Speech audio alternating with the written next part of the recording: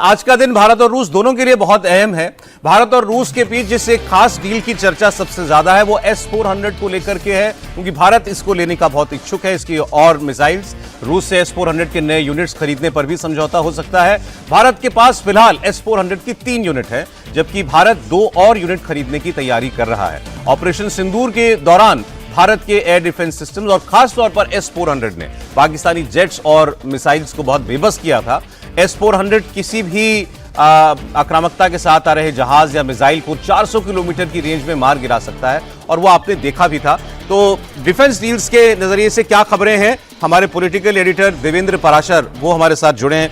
कई लोग मैं देख रहा हूं कह रहे हैं देवेंद्र की ये बातें होंगी जरूर, लेकिन इनकी घोषणाएं शायद ना हो रक्षा सौदों की, लेकिन ये मेज पर एक बहुत दोनों तरफ से एक बहुत इंपॉर्टेंट मुद्दा होगा बातचीत का। क्या खबरें?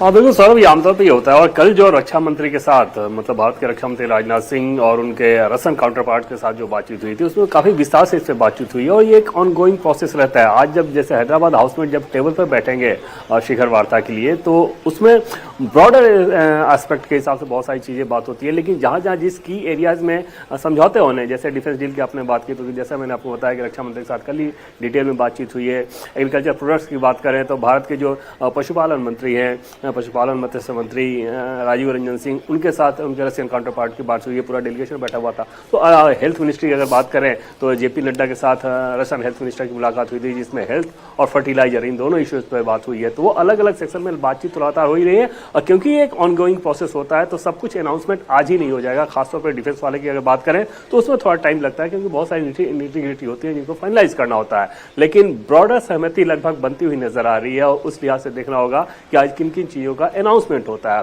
भारत के संदर्भ में सौरभ एक चीज बहुत ध्यान देने वाली बात है कि खासतौर पे भारत के लोगों के हिसाब से अगर समझें कि रूसी राष्ट्रपति व्लादिमीर पुतिन अगर ये कह रहे हैं कि प्रधानमंत्री नरेंद्र मोदी भारत को जीते हैं, लिव्स एंड ब्रेथ, इस टर्म का उन्होंने इस्तेमाल किया कि पीएम इंडिया को लिव करते हैं और ब्रेथ करते हैं, यानी कि उनकी सांसों में भारत है, वो भारत को ही जीते हैं। तो ये अपने आप में कितनी बड़ी बात होती है कि एक दूसरे देश का राष्ट्रपति भारत के प्रधानमंत्री के बारे में इस तरह की बात कर रहा है कि उनके अंदर भारत कैसे समाहित है।